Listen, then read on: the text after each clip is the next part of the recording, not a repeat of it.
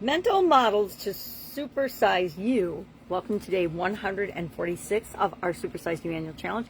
And today we're talking about better thinking frameworks or better ways of looking at situations and thinking about them in order to understand what we want to do and how we want to behave and how we want to interact with different things so that we do things that are in our best interest. So we think things and feel things and experience things in a way that helps us to continually improve and be a better version of ourselves. Well, I may or may not be an avid believer in mental frameworks. These are just some of the ones I share all the time, and they're in different stages of disarray. Many of them I created by writing backwards because my phone shows everything backwards, and that's how I record. During the pandemic in 2020, I started to really look at and say, okay, things have changed drastically. How am I going to respond to this in a way that helps me to continue moving forward when millions of people just like me are sitting in our homes locked down for the pandemic?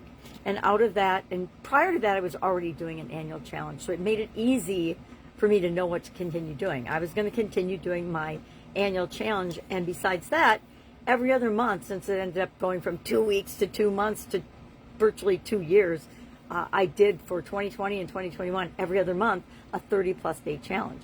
That people could come and listen and pick up one thing that they could do to take action to move them toward their goals and objectives and what it is that they want, even though physically constrained and literally locked down or told to stay in our homes for an extended period of time. So what the heck are some examples of better thinking frameworks? The 80-20 Pareto principle. I think they're teaching that in grade school now. Things like, I need my magnifying glass. I wrote a couple of these down because I'm like, I don't know what their names are, but I use them all the time. But thinking tools help us to understand and figure out what's working in our life and what's working in the world and how we fit in and where we fit in and how we want to be seen and how we want to show up in our lives, right? Because it doesn't matter what everybody else is doing. All that matters is what's impacting you and how are you choosing to show up. What are you choosing to participate in, give, think about, watch, listen, learn, etc., and then repeat? Because I think that we as humans, I was just thinking about this now, are pretty much repeat storytelling machines, right? We tell things, we tell stories, we tell other people's stories, we tell our own stories over and over and over again. Now, here's my caution on that. Go ahead and tell stories over and over again, but only stories that make you feel good and make you feel like you're contributing positively to the world and making the world a better place and making your life better in return. That is just my little sage words of advice for the side note, because it seems so easy to repeat the negative stories or the gossip, because most of the time, even if we watch it on the news, it's gossip because we know that it's not the truth. It's some twisted version of some event that may or may not have even happened that gets headlines, gets attention, causes people to stop, stare, look, and watch, which is all those media companies are all about, right? If we think that they ever want to share something that's in our best interest, we are deluding ourselves. That is way off topic. So, mental models. There's so many. What are some of your favorites? I would ask that you share your favorite mental model in the comments below.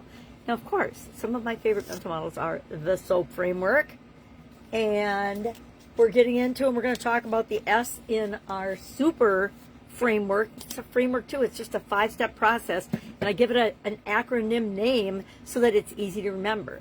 For example, today's part of the super process is to specify our target. What the heck is it that you want with respect to mental health and well-being? That is going to be our assignment for today. We're kind of doubling up for 5 days to go through the super mental framework, which is kind of just perfect to land on today, that today's the start and it's our topic for today. Might even feel like I planned that. Maybe I did. So, think about one area of mental health or well-being that you have a goal in or want to improve by the end of this year. Specify what your target is. Maybe it's to reduce your stress by 50%. Maybe it's to make faster decisions 50% of the time. I'm trying to numerically measure things because we're going to talk about that too, and you want to start thinking about it as you're picking the thing you want to work on.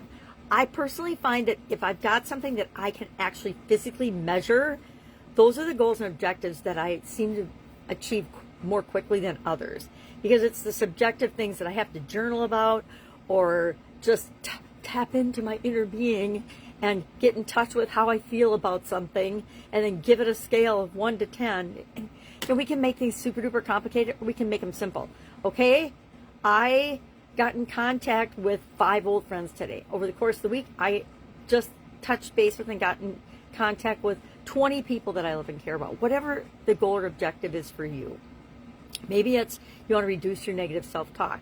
I contend that almost everyone on the planet could set that as a goal, and that would be a very worthwhile and have huge impacts on us and them by doing something as simple as that. Hey, am I capturing and really paying attention to my negative thoughts, because they're stopping me from getting everything and anything that I want. That's the only thing stopping us. I know. Newsflash. The only thing stopping you is you.